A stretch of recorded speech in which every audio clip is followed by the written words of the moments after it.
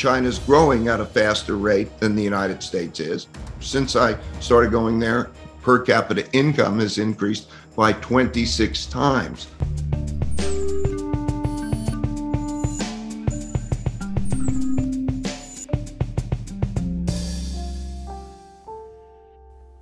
Hello and welcome to GZERO World. I'm Ian Bremmer, and today we examine whether a new world order is in sight. After 40 years of extraordinary growth, China is now on a path to overtake the United States and become the world's largest economy. COVID has made predicting exactly when that happens more difficult, but current economic indicators point to sometime around year 2030. In other words, real soon. But does China's rise have to mean America's decline? My guest today says no empire lasts forever and warns that America's role as a global superpower is at risk if it can't get its own house in order. I'm speaking with Ray Dalio. He's founder of the world's largest hedge fund, Bridgewater Associates. Then a crash in cryptocurrency prices wiped out nearly $1 trillion in market value. But some investors are still holding on for dear life, or hodling, as they say on Reddit. But first, the biggest source of chaos in the present-day world is the United States. Can you guess which world leader said this in 2021? Was it Vladimir Putin, who has long seen America's footprint in Eastern Europe and NATO expansion as an existential threat? Was it Kim Jong-un? I mean, after all, North Korea did just say it successfully tested a missile capable of hitting the U.S. territory of Guam. Or was it Iran? Members of parliament there did chant death to America while in session after the killing of Iranian General Qasem Soleimani. The correct answer, you know I'm going to do this to you, is none of the above. It's Chinese President Xi Jinping, who added that the United States is the biggest threat to China's development and China's security. And it turns out that both the United States and China feel the same way about each other too, which is nice, I guess. I mean, a U.S. intelligence report put China's ambition to become a global power as its top risk in 2021. Though the United States and China won't likely end up in a war anytime soon, relations between the two remain competitive and tense. On top of that, China's economic and political system is now powerful enough that it's largely been accepted by the rest of the world. China's astronomical growth has been impressive, no doubt. It's even been said that the American dream lives on in China. 800 million people there have risen out of poverty. The middle class there is booming, and life expectancy has soared. In contrast, COVID-19 has done well to highlight inequality in the United States, from widening income gaps to higher death rates among poor people and minorities to increased rates of food insecurity in what is still unquestionably the world's richest country. Deep political divisions and social instability within the United States also make for easy targets for Chinese officials who see the rise of the East in step with the decline of the West. It's possible that the United States is just following the trend line of great powers and their decline. That's according to billionaire investor Ray Dalio in his new book, Principles for Dealing with a Changing World Order. Ray sees rising debt levels, a widening wealth gap, and the meteoric rise of China as the potential unmaking of America's superpower status. Here's our conversation. Ray Dalio, thanks for joining me. So glad to be here. So big book, not a surprise, and you are looking at the state of the planet and some significant changes that put all together most of us have not seen in our lifetimes. Three, I want to get through all three of them before we get into detail. Let's start with number one, increasing, and you think increasingly unsustainable levels of debt. So the first one, as you're pointing out, the large production of debt and debt monetization is an area that I specialize in terms of understanding as a global macro investor. And that produces what we're seeing in a mechanical way, which means that the value of money goes down. In other words, you could look at it very simply, that if the quantity of money and credit, which is buying power, increases faster than the quantity of goods and services and financial assets, that the prices of goods, services, and financial assets will rise, the value of money will go down. And so we see that happening now. We're in the part of the cycle for that, in which everybody received a lot of checks and all that money coming in, and people's paper net worth then went up because you got more money. And we're not used to inflation.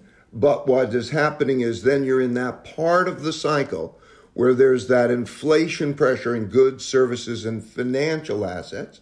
And what that has to do is then cause reactions. And those reactions are along the lines like people no longer will want to hold cash investments. They will not want to hold bond investments because those will start to have a negative real return.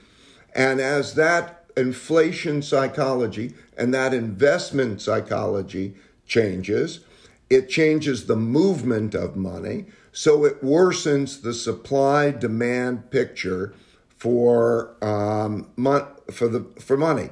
So you are seeing the beginning of a supply-demand imbalance. So let's move to the second point, and that's just the significant and structural divides that we're increasingly seeing inside of democracies, and of course mostly in the world's most powerful democracy, the United States. Talk about why this is one of the factors that you consider such a big driver for a changing global order. Well, it started with the populism that became more apparent when Donald Trump first came in. Populism didn't exist much in the developed world and didn't exist in the U.S. And I needed to study it. Populism of the left and populism of the right. And what I meant is, or what I mean by populism is the person of the left or the right, the leader, who will fight for that group in a fight against the other group. So history has shown that populism of the populists of the left and populists of the right then begin to gain power under this set of circumstances when there's a large wealth gap and there's the financial part. So it became very relevant to me because it changed how the wealth pie was being shifted. So, for example, when Donald Trump came in, tax changes had a big impact on financial markets, and as a result, you could see it, reverberate, and you could also see what was happening between states start to change. So I needed to study that conflict, and I plotted it, both the wealth gaps, the income gaps, and I plotted the political gaps, and all of those were the greatest since the 1930 to 45 period. In fact, greater than that period, going back to 1900. And we could see it every day. What was happening on January 6th was not a surprise in that this readers of history would see this pattern happen. And as we look forward, we can see that threat to democracy and the inclination to have a type of civil war occurring. For example, it's entirely possible that neither party will accept losing on the presidential elections in 24. So if that's amazing, right? Because then you lose rule of law, you lose the Constitution as being, you move to a phase where there is power, that it is a matter of power and a matter of fighting to win at all costs. Ray, when you look at the last 2 years of pandemic and the fact that, labor rates, wages have gone up significantly as a response, people talk about the Great Resignation, there's been a significant amount of money that's gone towards redistribution and the rest. Would you say, I understand that undermines your first issue of indebtedness, but on the second point, do you think this is just a blip, or does it have the potential to be a more structural change that could actually improve the levels of inequality and disenfranchisement that you're describing? No, they go together. That's right. In other words, I do believe that the opportunity gaps, the education gaps, it's part of this cycle. Capitalism in its cycles creates great resource allocation, empowers people who don't have money. They get the money as they're good investments and so on. And it raises incomes, raises living standards, and it raises wealth gaps. And when it raises the wealth gap, because it's self-perpetuating, because people who earn more money, can educate their children better and so on, and there are education gaps and so on, naturally those gaps widen and occur, and they are a problem. And so I understand those problems. I can see those problems. So the need to build infrastructure, the need to build better education and greater equality in education has to, by the way, also accompany greater productivity if you want to raise living standards. So now we'll get to the most challenging piece of all of this in some ways, which is the fact that this is not happening in a bubble. It's happening while another country is on track with a very different political system, a very different economic system, and going to, in all likelihood, be the largest economy in the world by the end of the decade. Of course, you and I are talking about China. Are you someone who, looking at a medium to long-term projection, would be betting, I mean, all other things equal, let's leave aside that you're an American citizen, all the rest. Just as a capitalist, would you be betting more on the Chinese system than the American system or even the Western system writ large long-term at this point? Well, I can say the following. It's not so simple. I think if the United States was at its best, it's a hell of a system, but they've got us outnumbered. You know, there are more than four times as many Chinese as there are Americans. And so that means if per capita income goes to half what it is in the United States, China will be twice as large. So China, and China's growing at a faster rate than the United States is. So most of those things say what you have is a big, effective competitor. I started to go to China. I know China very well since 1984 I started to go. And when I first went there, I would bring $10 calculators to people, and they never saw anything like that. Leaders of companies and government officials, and they thought they were miracle devices. And now in quantum computing and AI and so on, they're competitors. Since I started going there, per capita income has increased by 26 times. The life expectancy has increased by 10 years. The poverty rate has gone from 88% to less than 1%. It's certainly a powerful competitor, okay? And in that regard, and it's a bigger country, and bigger means more powerful too. So that's a tough competitor. And I don't know that the United States is doing its best in terms of being an effective competitor in its various ways. In many ways, yes, but in many ways, no, because we're also at each other's throats and we have these financial issues. And so at the end of the day, it will be just simply a matter of who is most powerful. And most powerful will really be primarily determined on how we are with ourselves. If labor is no longer as important going forward, and increasingly we're looking at technology, that would imply that whether you have 1.4 billion or 400 million, the big thing that both the Americans and the Chinese have going for them is that they dominate all the technologies and nobody else does. That implies a more bipolar investment pattern, no? That's right. But when you look at it, the Chinese are turning about 8 times as many engineers out as we are, the United States. The population is bigger. It's certainly a competitor, and we certainly have to do everything we can to be strong. And that's why when I think about it, you know, I'm 72 years old, and the America that I remember is a different, and grew up with, is a different America than it exists today in terms of like equal opportunity and the American dream and then and us working in a sense together and doing amazing things like the space program and so on, those types of things. I'm not saying we're not doing terrific things. The best American universities are the best universities in the world, and there's a handful of those. But if you take the population as a whole and you look at the educational levels and those types of things, we have the problems we're talking about. The book is Principles for Dealing with the Changing World Order. The man is Ray Dalio, and I want to thank you for joining me on GZERO World. Thank you, Ian.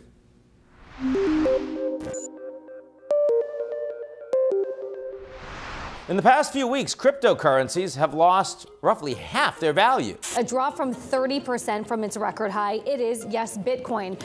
So the best way to describe it, and what I'm hearing, is a flash crash. We've seen this dynamic play out a couple times this year. It happened back in May. We saw it happen in September. Bitcoin, the world's oldest and most famous crypto, is down from its all-time high of around $68,000 in November to a 6-month low at $33,000.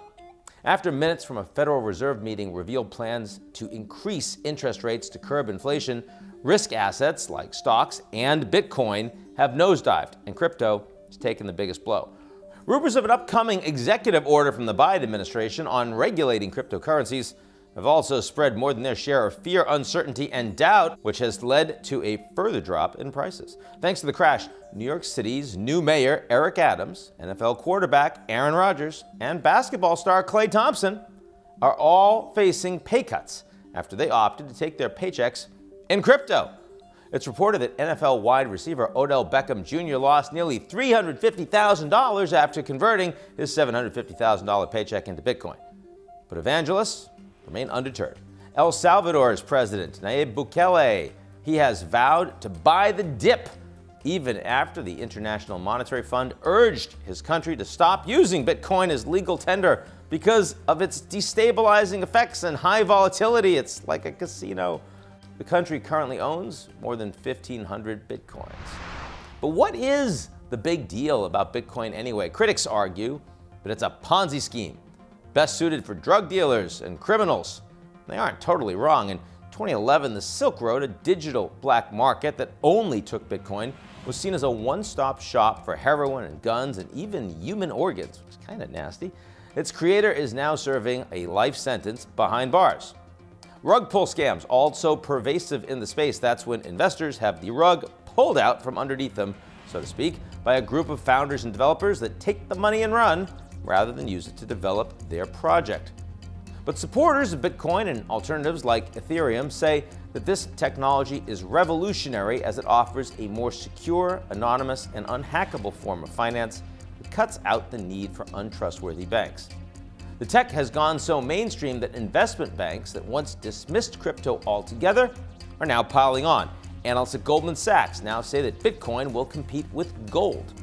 Others, like JP Morgan, see cryptocurrency as serving as the backbone to a new and more decentralized version of the internet known as Web 3.0.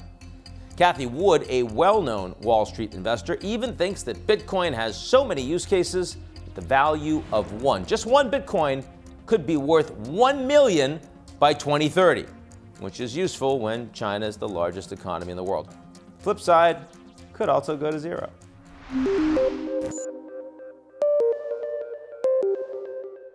That's our show this week. Come back next week, and if you like what you see, or you're just worried about what's going to happen in the future of the global order, we talk about those kinds of things. You know where to go. Why don't you take a minute to sign up for GZERO's most excellent morning newsletter? It's called Signal.